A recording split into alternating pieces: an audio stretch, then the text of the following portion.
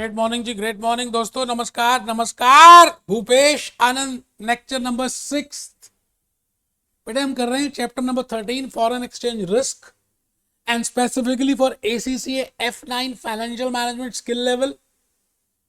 और मुझे पूरी उम्मीद है कि लेक्चर नंबर 3, लेक्चर नंबर 4 और लेक्चर नंबर 5 जो आपने ऑलरेडी देख लिया है, I have given you huge number of concepts in those 3 lectures.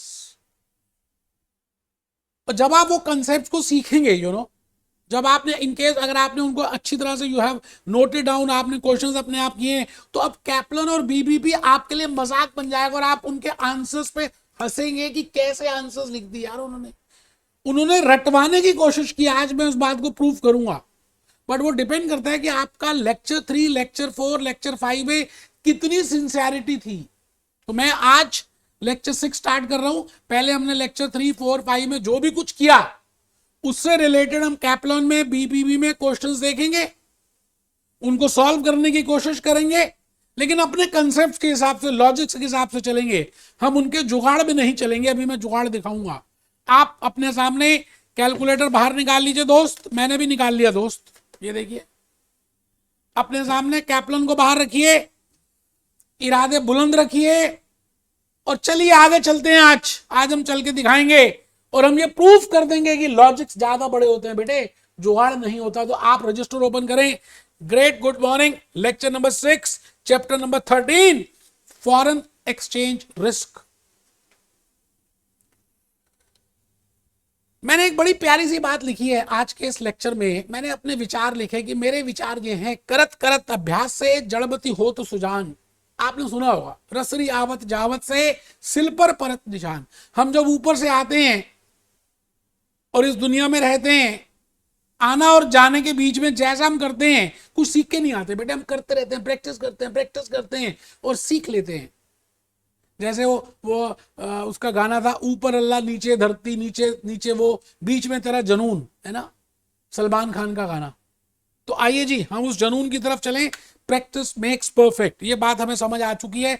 भले डॉलर का साइन नहीं बन रहा, भले पाउंड नहीं बन रहा, भले बातें समझ नहीं आ रही, लेकिन लगे रहो मुन्ना भाई, 100% चीजें समझ आ जाएंगी।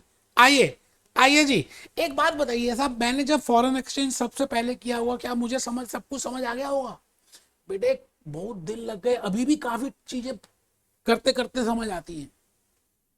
तो एक दिन में साइकिल सीखना या एक दिन में स्विमिंग नहीं आई आपको, कोशिश करनी है, करते रहना है, हो जाएगा। आइए जी, F9 ACCA लेक्चर नंबर 6, कमर सीधी करके बैठेंगे। और मैं आज के इस लेक्चर में 2 बातें करने वाला हूं। एक तो रिवीजन कराऊंगा लेक्चर 3, लेक्चर 4, लेक्चर 5, जल्दी से जूस नोट्स में दिखाऊंगा कि मैंने ये बातें कर ली हैं। और फिर आपके 2-3 क्वेश्चंस कैप्लॉन के करूंगा अपनी तरह से, विद माय ओन लॉजिक्स। ठीक है सर, बहुत ही बढ़िया। तो आइए जी, देखिए लेक्चर 3 में we have discuss what is the meaning of international buying, why you want to buy और sell from other countries, because of so many reasons, because of absolute advantage, because of comparative advantage, because of technological advantage। आज भी Japan bullet train में हमारे से आगे है, आज भी अमेरिका आईफोन में हमारे से आगे है। तो कहीं ना कहीं डिफरेंसेस तो होते हैं। घर में हम सब ब्रदर सिस्टर रहते हैं, सबकी स्किल अलग होती है, and we depend upon other members sometimes. और कहीं ना कहीं भगवान भी चाहता था कि हम एक दूसरे से मिलकर रहें, क्योंकि मेरी जरूरत उसके पास है, उसके पास है, तो एक प्यार से रहकर हम आगे चले। Likewise God has distributed all resources, natural resources अलग अलग कंट्रीज में बांट दी। अफ्रीका में कुछ, दुबई में सोना दे दिया, तेल दे दिया, सऊदी में, इंडिया में कुछ और दे दिया, स्किल्स, डेमोग्राफिक पोजीशन दे दी, क्लाइमेटिक कंडीशंस दे दी। कहने का मतलब है कि हम एक दूसरी कंट्री से ट्रेड करते रहेंगे because we have so many differences। ठीक है जी। And then the main point which I want to clarify in lecture number 3 was in regard to base currency। क्योंकि बेटे अगर आपको बेस करेंसी का बात समझ आ गया या कोड करेंसी समझ आ गई है, तो अब आप इजीली आज के लेक्चर में और जब भी मैं टेस्ट योर अंडरस्टैंडिंग कराऊंगा, एग्जाम किट से कराऊंगा या अभी करेंगे किट स्टडी मटेरियल से, स्टडी रिव्यू से, you will be easily able to understand. एक तो होता है कि क्वेश्चन करना और एक होता है आत्मा से समझ के करना, सोल लेवल पे जाके समझना और फिर करना। तो मैं चाहता हूं सोल लेवल पे आप समझो और फिर करें, ठीक है जी। वो तभी होगा जब आपको पता होगा what is base currency and what is code currency. मैंने कहा कोई भी एक करेंसी जब यूनिट होती है तो उसको बेस कहते हैं, और जो यूनिट से कम या ज्यादा होती है उसको कोड कहते हैं। जैसे मैंने कहा $1 इज इक्वल टू 80 रुपीज, तो डॉलर बेस करेंसी है और rupee is Indian currency, is code currency. मैं कहता हूं 1 pound is equal to 100 rupees, pound is base currency and rupee is code currency. तो I think you should be aware of what I mean by quote and what I mean by base. बेटे वो exchange rate लिखना है, उसके बाद तो question की requirement पड़ रही है। मैंने क्वेश्चन नंबर फर्स्ट और सेकंड कराया था और मुझे उम्मीद है कि आपने उस क्वेश्चन को जरूर लिखा होगा। आपके लिए एसेट है, एसेट आगे आपकी मर्जी है दोस्त, ठीक है सर। और लेक्चर नंबर 4 में मैं जब आया तो मैंने एक बात बताई आपको कि भाई एक कंट्री का जो सेंट्रल बैंक है, जो फॉरेन एक्सचेंज रिजर्व्स रखता है, वो किस रेट में कमर्शियल बैंक को फॉरेन एक्सचेंज देगा और फिर कमर्शियल बैंक आगे रिटेलर को किस रेट पे देंगे। तो देयर आर 3 लेयर्स, एक होलसेल मार्केट है, एक रिटेल मार्केट है, एक कस्टमर मार्केट है। जैसे जैसे आपको पेप्सोडेंट खरीदनी है तो पेप्सोडेंट आप सीधा हिंदुस्तान लीवर तो थोड़ी खरीदते हो। हिंदुस्तान लीवर मैन्युफैक्चरर है, हिंदुस्तान लीवर ने अपने डिस्ट्रीब्यूटर्स बनाए हैं, होलसेलर्स बनाए हैं, फिर रिटेलर्स हैं और फिर आप बाय करते हो। इसी तरह से if you want to purchase foreign exchange, you can not directly buy from from RBI or from there are forex dealers, there are money changers, commercial banks are the money dealers। तो मैं directly RBI या बड़े पापा के पास नहीं जाऊंगा। तो there is a route, तो देयर आर 3 लेयर्स। मैंने आपको समझाने की कोशिश की थी what are the 3 layers and the rate which is between one bank and another bank, that is interbank rate, and the rate between bank and the individual is bank rate. और bank rate में bid और ask rate होता है, buying rate और ask rate होता है। और किसके पॉइंट से पढ़ते हैं, ये बात बड़ी प्रीशियस है। आज जो भी मैं 2-3 क्वेश्चंस कराऊंगा ये बैंक रेट के ऊपर आधारित होंगे और आपका कंसेप्ट कितना क्लियर है उससे पता चल जाएगा, because the quotation is being given by bank, so we have to always read it from the point of view of bank. It means bid rate का मतलब है the rate at which bank is going to buy from you, and ask rate means the rate at which bank is going to sell to you. तो bank के point से पढ़नी है यार। Bank ने कोटेशन दी है, थॉमस कुक ने दी है आपको, वेस्टर्न यूनियन के पॉइंट से, आपको एचडीएफसी के पॉइंट से।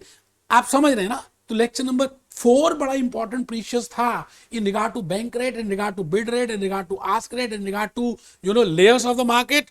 और क्वेश्चन नंबर 2 प्लीज आपने, मुझे उम्मीद है कि आपने जरूर किया होगा बेटे, 1-2 क्वेश्चन जरूर करने हैं, तभी तो हाथ चलेगा, तभी तो लॉजिक्स कंसेप्ट ज्यादा क्लियर होंगे। और फिर लेक्चर नंबर 5 में मैंने आपको जो बताया था, मुझे ऐसा लगता है कि मैंने उस दुनिया की सबसे बढ़िया चीज बता दी आपको। What are the factors which affect exchange rate, what I mean by spot rate, that is given to me in Kaplan in BBB. Forward rate क्या होता है, फ्यूचर एक्सपेक्टेड रेट क्या होता है, what are the factors which affect future expected rate, what I mean by spot rate, and what is the difference between that. Bid और ask के बीच में जो डिफरेंस होता है, जो लेक्चर नंबर 4 में किया, उसको स्प्रेड बोलते हैं। Utterly, butterly, Amul, spread. And the difference between spot and forward, that is swap points, and that too swap points means bid swap and ask swap, वो हमने देखा था। और मैंने आपसे कहा था कि आपको जो भी क्वेश्चंस कराता हूं आप ईमानदारी से उसको देखें। बेटे मैं फिर रिपीट करता हूं कि आपका ध्यान बड़ा इंपॉर्टेंट है इस समय। अगर आप ध्यान से ये कंसेप्ट को समझेंगे, क्योंकि मैं फॉरेन एक्सचेंज रिस्क में इस चैप्टर में बड़ा सीरियस हूं और मैं चाहता हूं कि आप सारी बातों को ध्यान से सीखें। आप देखिए जी, जूस नोट्स में मैंने आपको बड़ी प्यारी प्यारी बातें बताई, और ये जूस नोट्स कैपलॉन बीबी के नहीं है, क्योंकि ये कंसेप्ट कैपलॉन बीबी में दिए नहीं है, यूज कर दिए, समझाया नहीं उन्होंने। तो मैंने आपको ये बताया $1 इज इक्वल टू 72 रुपीज। इससे बड़ी सारी इंटरप्रिटेशन निकलती हैं। मैंने कहा this is exchange rate, this is base currency, this is code currency. फिर उसके बाद फिर मैंने आपको स्पॉट मार्केट यहां लिखा। स्पॉट अभी आज आप लेना चाहें तो किस रेट में मिलेगा मोबाइल फोन, और 3 महीने के बाद लेंगे दिवाली के डिस्काउंट में तो कितने का मिलेगा? The spot rate is a rate at which currencies are being traded for delivery within same day or within 24 hours. 2 days, 48 hours.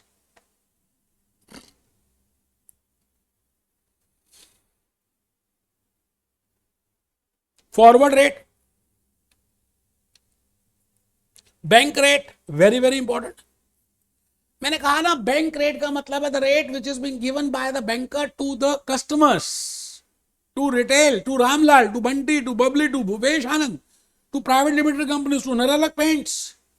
Suppose करते हैं नेरोलैक पेंट्स को कुछ फॉरेन करेंसी की जरूरत है, उसका मैनेजिंग डायरेक्टर अमेरिका जाने वाला है, सो the rate at which currency will be bought and purchase. अब नेरोलैक पेंट डायरेक्टली आरबीआई के पास तो नहीं जाएगा, कमर्शियल बैंक के पास जाएगा।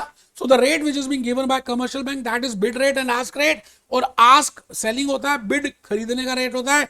The rate at which bank buys a currency is called this and the rate at which bank sells a currency is this.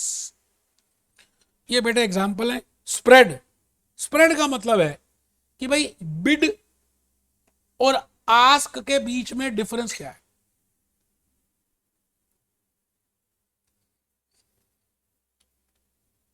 उसके बाद फिर मैंने आपको इसका ये भी बताया था कि you can also calculate percentage spread. No doubt this is not again given to you in Kaplan and BBB, but still the point is अगर आप थोड़े सा 1-2 पॉइंट ज्यादा भी सीख लोगे तो कोई नुकसान थोड़ी है यार, आपको बेनिफिट होगा और फिर ज्यादा अच्छी तरह से आप कॉन्फिडेंटली क्वेश्चन कर पाओगे।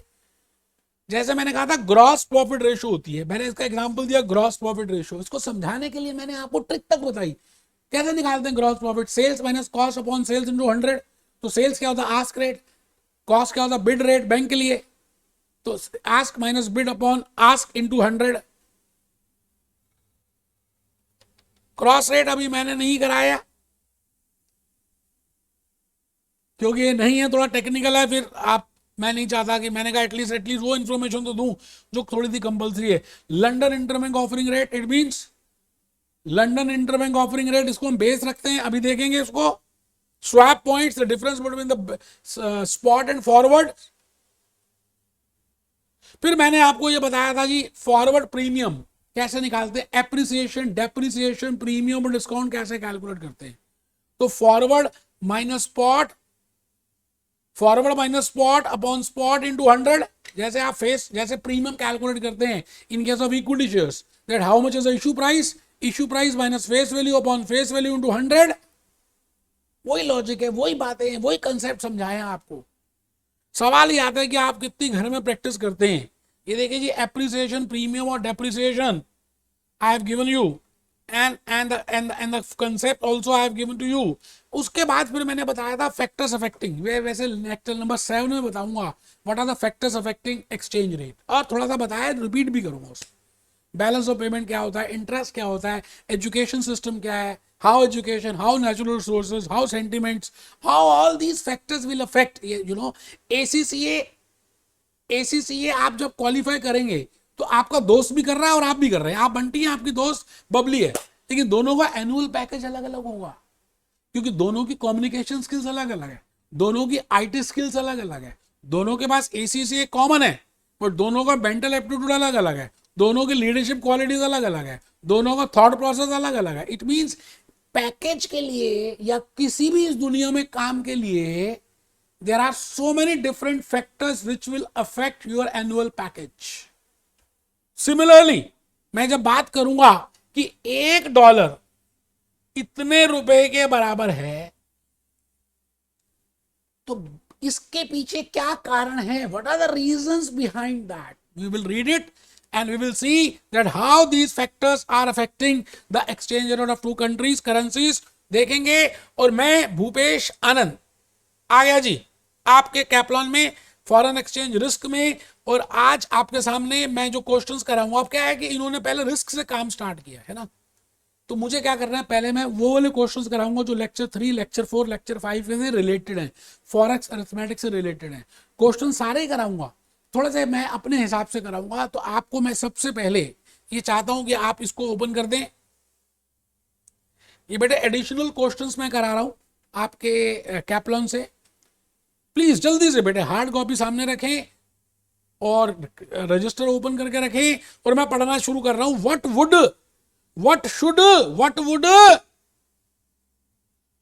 Would a strong pound mean for companies in the UK pricing transactions in foreign currency?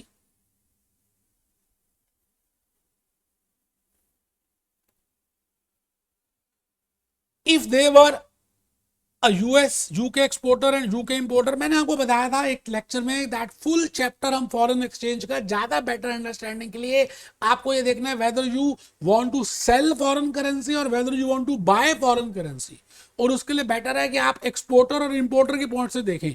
Importer wants to buy foreign currency and exporter wants to sell foreign currency. तो बार बार हम एक्सपोर्टर इंपोर्टर के point से देखना start करेंगे।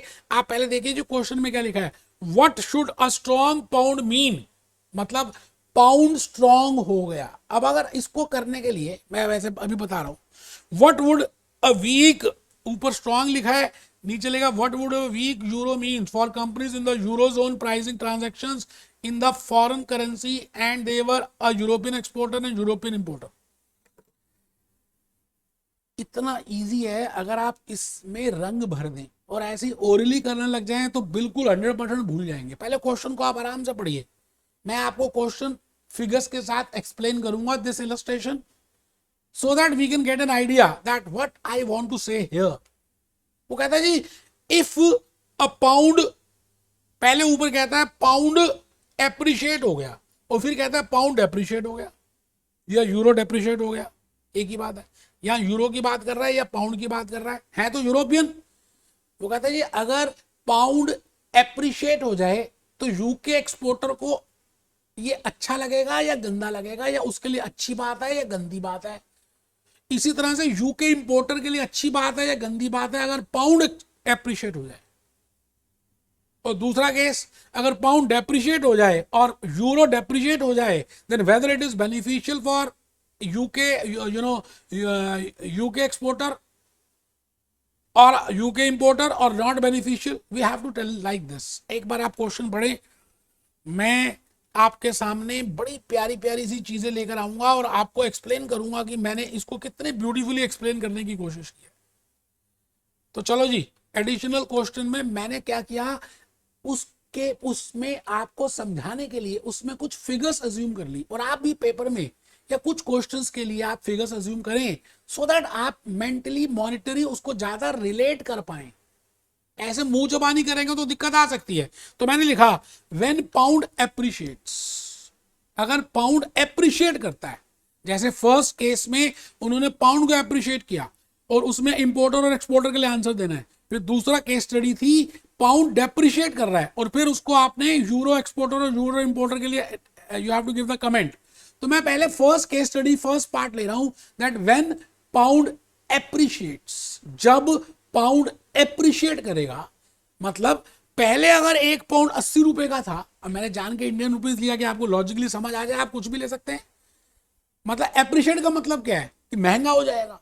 जैसे मैं कहता हूं सोना महंगा हो गया, इसका मतलब पहले 40,000 रुपए का 10 ग्राम आता था, अब 50,000 रुपए का 10 ग्राम आएगा। इसका मतलब महंगा का मतलब है अब कम क्वांटिटी आएगी उतने पैसे में, या ज्यादा पैसे देने पड़ेंगे उतनी क्वांटिटी को खरीदने के लिए। मैं अज्यूम कर रहा हूं let 1 pound in the initial that is in T0, let it be T0 and let it be T1, just ऐसे समझाने के लिए। आज पाउंड का रेट है 80 रुपए। अब मैं जब बोलता हूं कि पाउंड महंगा हो गया, पाउंड स्ट्रांग हो गया, पाउंड एप्रिशिएट हो गया, तो आपको क्या लगेगा? मैं ये लिख सकता हूं एक पाउंड 90 रुपए के बराबर हो गया। मतलब पहले 80 रुपए में एक पाउंड मिलता था, अब 90 रुपए में मिलेगा। इसका मतलब पाउंड महंगा हो गया। पहले बताओ, ये बात समझ आ गई? ठीक सर। अब हमें ये देखना है कि एक्सपोर्टर के लिए अच्छी बात है या गंदी बात है। मैंने एक चीज और अज्यूम की, यूके एक्सपोर्टर के लिए पहले मैं अज्यूम कर रहा हूं, मान लेते हैं कि यूके एक्सपोर्टर है और उसने इंडिया में कुछ एक्सपोर्ट किया। अच्छा, जब इंडिया में एक्सपोर्ट किया तो बट नेचुरल है उसको इनवॉइस जो है इंडियन रुपीज में बनानी पड़ेगी। मान लेते हैं 80 लाख की इनवॉइस है, 80 लाख की इनवॉइस है, ये भी मैंने अज्यूम किया। अगर यूके एक्सपोर्टर को 80 लाख T0 में मिल जाते तो उसको कितने मिलते? मैंने कहा जी 80 लाख अगर उसको T0 में मिल जाते तो उसको 1 लाख पाउंड मिलते, because 1 pound is equal to 80 rupees. So 80 lakh rupees will be equal to 1 lakh pounds. इसका मतलब उसको 1 लाख पाउंड T0 में मिल जाते अगर रेट होता 1 pound is equal to 80 rupees. But उसको अज्यूम करते हैं कुछ दिनों के बाद मिले और उस समय पाउंड अप्रिशिएट कर चुका था और पाउंड हो चुका था 90 रुपए का। अब आप बताइए जी 80 लाख रुपए कितने पाउंड के बराबर होंगे? गधों के गधे, घोड़े तो घोड़े, रुपए के नीचे रुपए, पाउंड के नीचे पाउंड। तो अगर 1 पाउंड 90 रुपए के बराबर हो गया तो 80 लाख रुपए कितने के बराबर हो गए?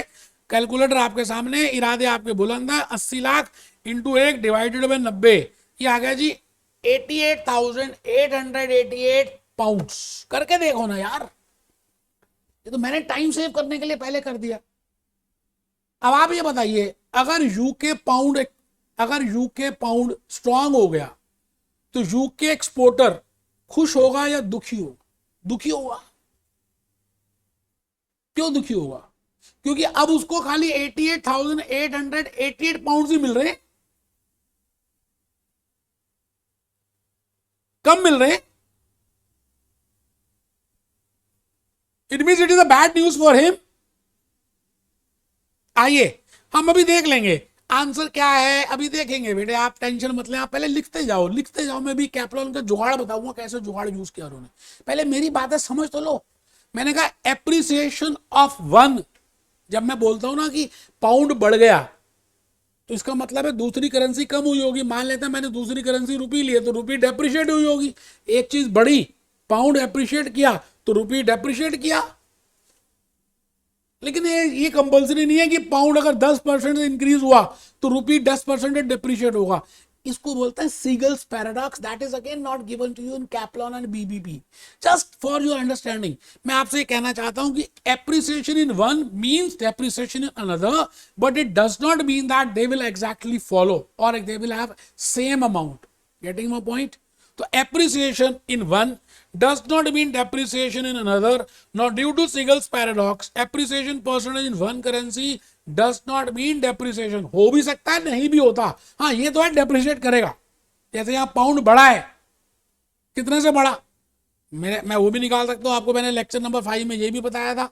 आज 1 पाउंड 80 रुपीज का है, कुछ दिनों के बाद 1 पाउंड 90 रुपीज का हो गया तो 90 माइनस 80 अपॉन 80 इंटू 100 ये कर लेते हैं जी। ये आ गया जी 12.5%। It means pound appreciated by 12.5% within a time gap. Let it be time gap भी 1 ईयर और 3 मंथ्स, कुछ भी। It means rupee will depreciate, but it does not mean that it will exactly depreciate by 12.5% because there are so many other factors which also count. But ये बात तो पक्की है कि रुपी डेप्रिशिएट करेगा। आई थिंक मैंने इस एडिशनल क्वेश्चन से बड़ी सारी बातों को आपको एक्सप्लेन कर रहा हूं। आप अब ढीले बैठे होंगे, आप मेरी बात को नहीं समझ रहे होंगे, तो आगे आपकी मर्जी है साहब। नेक्स्ट टाइम दोबारा फीस देना। आपके बेनिफिट के लिए मैंने 20 लेक्चर्स दिए, मेरा कोई बेनिफिट नहीं है इसमें। मैं इस क्वेश्चन को अलग अलग एस्पेक्ट से एक्सप्लेन करने की कोशिश कर रहा हूं। मर्जी आपकी है, आपने कितना ध्यान से देखना है। तो आइए जी, अगर पाउंड डेप्रिशिएट करेगा पहले सिनेरियो में मैंने कहा जी पहला ही सिनेरियो है जब मैंने आपसे कहा, आप एक बार देख लेते हैं। आइए मैं एक बार आपको सॉल्यूशन भी दिखा दूं कि सॉल्यूशन में कैसे उन्होंने अज्यूम किया है। ठीक है जी, तो आपको ज्यादा आइडिया लगेगा। एडिशनल क्वेश्चन है, मैं सीधा सॉल्यूशन में जा रहा हूं। लिखना कुछ भी नहीं है जी, आप बस मेरी बात को ध्यान से सुनते जाएं और लॉजिकली रिलेट करते जाएं। जो थोड़ा बहुत आपको लगता है लिखना है, you can write it down, but the point is more is emphasise on the logics, on the concepts, and that I have already used in lecture number 3, 4 and 5 and I am using the same concepts. अब मैंने आपके सामने answer open कर दिया है। पहला scenario हम discuss कर चुके हैं, strong pound, when pound appreciates. मैंने अभी माना कि एक पाउंड यहाँ पे 80 रुपीज का था या 90 रुपीज का था, और अभी अभी आपके सामने 12.5% का एप्रिसिएशन कर दिया। यूके एक्सपोर्टर्स, अभी अभी मैंने आपके सामने यूके एक्सपोर्टर्स की कैलकुलेशन की और मैंने कहा बैड न्यूज है। अब इन्होंने खाली लिख दिया बैड न्यूज, अब पता नहीं क्या लिख दिया इन्होंने, तो आपको समझ ही नहीं आएगा, आप देख लो, रट लो। मैंने तो फिगर दी, लॉजिकली बताया क्यों बैड न्यूज है, क्यों ऐसा होगा।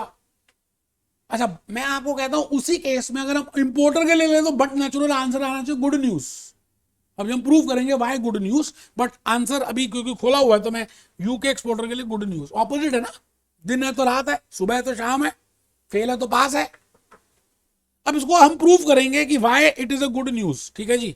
उसके बाद मैं फिर एक अलग से केस स्टडी लूंगा, व्हेन पाउंड और व्हेन यूरो डेप्रिशिएट्स, और फिर मैं बताऊंगा एक्सपोर्टर के पॉइंट ऑफ व्यू से और इंपोर्टर के। मैंने बताया ना, आई will be doing full chapter on the point of view exporter and importer. Exporter के लिए क्या होगा, इंपोर्टर के लिए क्या होगा, क्योंकि एक्सपोर्टर को बेचना है, इंपोर्टर को खरीदनी है फॉरेन करेंसी। तो हम पूरा चैप्टर इसी तरह से रिवॉल्व करते रहेंगे। वो बात अलग है कि आप कितनी ईमानदारी और कितनी शिद्दत से ये काम कर रहे हैं, वो डिपेंड करता है आपके ऊपर, ठीक है जी। मैं आ गया जी नेक्स्ट पॉइंट में, व्हेन पाउंड डेप्रिशिएट्स, ठीक है। व्हेन पाउंड डेप्रिशिएट, मैंने केस स्टडी ए में एक्सपोर्टर लिया, इंपोर्टर तो बता ही दिया ऑपोजिट होगा, लेकिन मैं अब जब पाउंड डेप्रिशिएट होगा तो दोनों के लिए कराऊंगा, आपको लॉजिकली समझ आ जाएगा यार।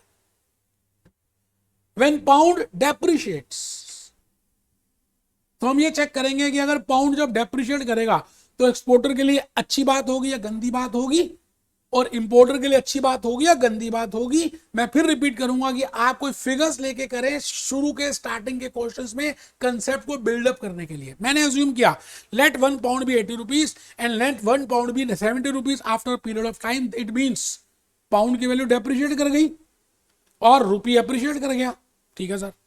और आपने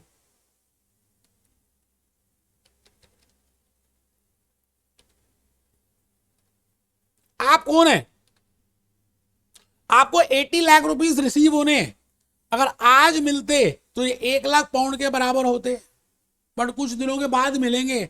उस समय रेट क्या हो चुका होगा, 70 रुपए का। तो आप बताइए 80 लाख रुपए कितने पाउंड के बराबर होंगे, 1,14,285 पाउंड के बराबर होंगे।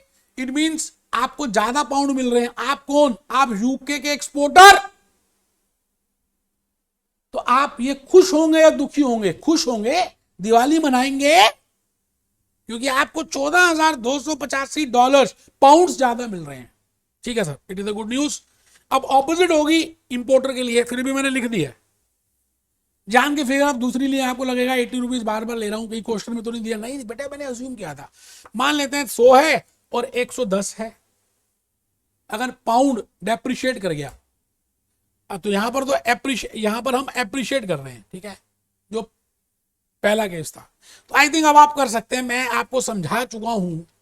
एप्रिशिएट हो, डेप्रिशिएट हो, एक्सपोर्टर हो, इंपोर्टर हो, थोड़ा सा शांति से डायग्राम बनाना है, सोचना है, उसकी फिगर्स रखनी है, हो जाएगा, मुश्किल नहीं है।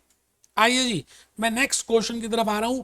Test yourself, question number 3। बेटे पहला और दूसरा क्वेश्चन ना रिस्क के ऊपर है, अभी मैंने रिस्क बताया नहीं, तो मैं जब रिस्क करा दूंगा उसके बाद वो कराऊंगा। पहले test yourself, question number 3 आप सब ओपन कर लें। मैं पहले इसी क्वेश्चन को करा रहा हूं, आज 2 ही क्वेश्चंस करेंगे, बड़ा ही प्यारा सा क्वेश्चन है, आप सब इस क्वेश्चन को ओपन करें। ये लीजिए जी, मैंने तो ओपन भी कर दिया। Company A, let it be Levi's company, let it be Amazon, let it be TCS, let it be Apple Computers, let it be General Motors, let it be Unilever, let it be Coca-Cola, wants to buy $1 lakh। वो कहते हैं जी company ए को $1 लाख चाहिए, क्या पता उसका director America जा रहा हो कुछ मीटिंग्स के लिए। फॉर स्टर्लिंग, मतलब उनके पास पाउंड्स हैं, वो पाउंड्स देकर डॉलर लेना चाहते हैं, ठीक है sir. If we use the low rate, the bank sell them for this. If we use the high rate, the bank would sell them for this. पता नहीं क्या, देखो बकवासबाजी लिखी हुई है। ये आंसर ही दे दिया। अच्छा आंसर देख रहा हूँ ये मैं, क्वेश्चन देखता नहीं पहले। देखा देखा जुगाड़ लिखा हुआ था, पता नहीं क्या क्या बकवास लिखी थी। अब आप उन्होंने समझाया नहीं कुछ भी। मैं पहले आपको पूरा क्वेश्चन एक्सप्लेन करूंगा जी, उसके बाद अब आगे चलेंगे, है ना। और हम अपने हिसाब से करेंगे जो लेक्चर नंबर 3, 4, 5 में हमने सीखा है। ऐसा थोड़ी है कि हम अपने आप ये if this is this hello पता नहीं क्या क्या बात कर रहे हैं। दोबारा आऊंगा मैं, I will be coming to that answer, and हम देखेंगे कि कैप्लन जैसी कंपनी होकर क्या आंसर देती है यार। और मैंने मेल लिख दिया उनको कि क्या बकवास बना, आप स्टूडेंट को बेवकूफ बना रहे हैं। ये है जी question. The US rate is quoted at this. आपको एक बैंक कोटेशन दी हुई है, मतलब 1 पाउंड 1.4325 डॉलर्स / 1.4330 डॉलर्स।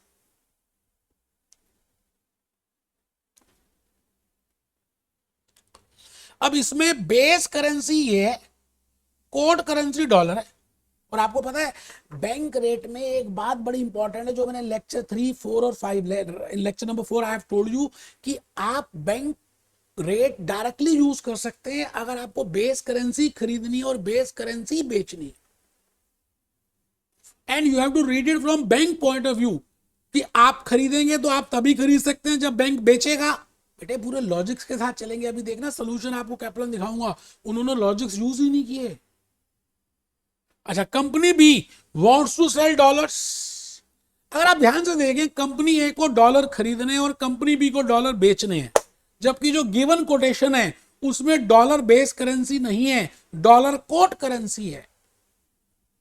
और बैंक रेट में आपको सबसे पहले इस बात को इंश्योर करना है that whatever currency you want to buy और whatever currency you want to sell, that currency should be base. पहले पक्के हो जाओ, फिर मैं आपको शॉर्टकट मेथड भी बताऊंगा। तो देखिए जी, मैंने इसके लिए बड़ी प्यार से बड़ी अच्छी अच्छी बातें लिखी हैं आपके लिए, और आप खुश हो जाएंगे जब आप देखेंगे। फ्रेंड्स, दोस्तों, कमर सीधी, कैलकुलेटर बाहर, इरादे बुलंद। Firstly read the question and write the working note. मैंने आपको कोटेशन दी, 1 pound is equal to 1.4325 dollars / 1.4330 dollars. और आपको पता है इसमें डॉलर बेस है, ये बिड है, ये आस्क है। आप कंपेयर कर लीजिए, जिस तरह से मैं बता रहा हूं इस दुनिया में कोई बता ही नहीं सकता। फिर मैंने क्या लिखा, in the given exchange rate quotation, क्योंकि मुझे पता था कि मैं बोलूंगा तो आप भूल जाएंगे। मैं लिख दिया कि आप लिखोगे, और जब आप लिखोगे तो ज्यादा समझ आएगा, मेरा एफर्ट रहेगा ना, कोई बात नहीं। तो मैंने कहा in the given exchange rate quotation, pound is the base currency, and this quotation can be directly used if pound is to be purchased or pound is to be sold. But as per the given question, dollar is to be purchased or dollar is to be sold. So it is important that firstly we will convert that bank quotation in such terms that dollar becomes base. उसके लिए मैंने बताया bid का ask बना दो, ask का bid बना दो, और उसका रेसिप्रोकल ले लो। वैसे धीरे धीरे बिना इसके भी करेंगे, बताऊंगा। अभी लॉजिक तो समझो, लिखो। Pound is base, dollar is quote, so we can use this quotation, exchange rate quotation, directly when pound is to be purchased or when pound is to be sold. जब पाउंड को ही खरीदना होता है और pound को ही बेचना होता है, तभी आप ये एक्सचेंज रेट कोटेशन को यूज कर सकते हैं।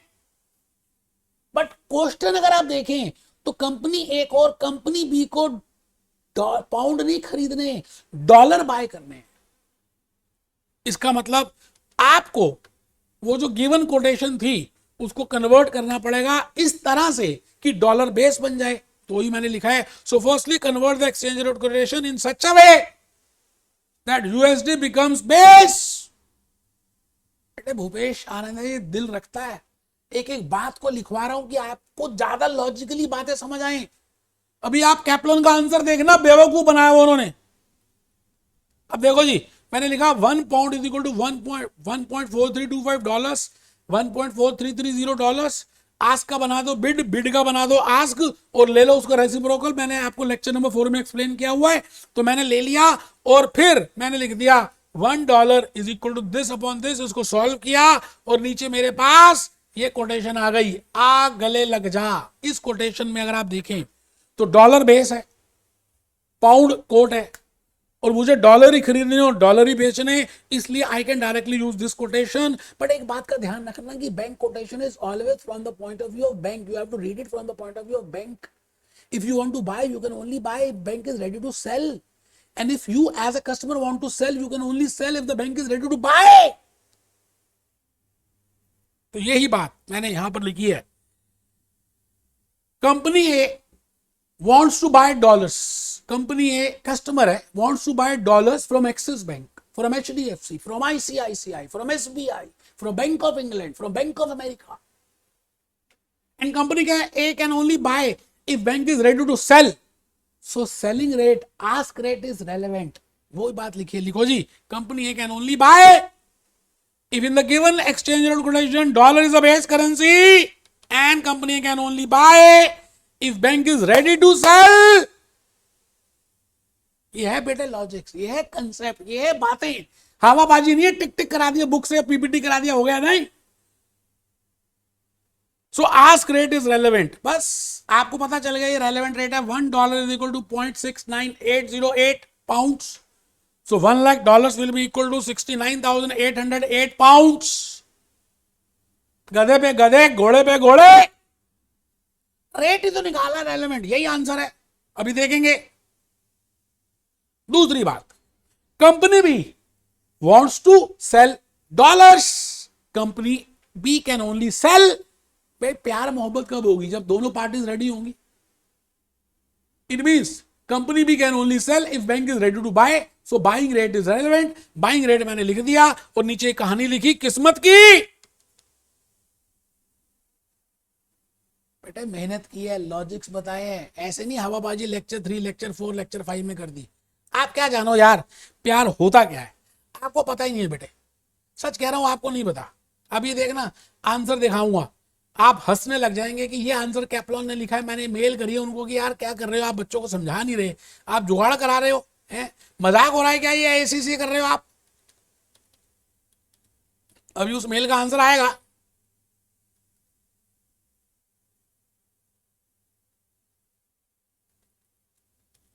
लो जी, ये देखो क्वेश्चन नंबर 3 में जा रहे हैं ना, ये रही। अब उन्होंने क्या क्या लिखा है आप देख लीजिए, पता नहीं, मेरे को तो लगता है कि आप रात को सोएंगे भी नहीं। ये रूल बना दिए जो उन्होंने, बैंक सेल्स लो, this sells this, hello, it sounds like hello, पता नहीं क्या क्या बकवासबाजी, कुछ लॉजिक बताया नहीं, कंसेप्ट बताया नहीं। बैंक रेट, बैंक रेट होना चाहिए, you should know what is the meaning of bank rate, and you should know how to interpret it, how to read it, and how to convert it, how to find out. And then also in the next also they have given many rules, you know, and this sounds like bye bye, पता नहीं क्या sounds like bye bye। थप्पड़ मारूं खींच के इनको, ये ACC का कैप्लॉन करा रहा है। आई थिंक मैंने आपके साथ जस्टिस किया, आपको पूरी बातें समझाई, लॉजिक्स बताए।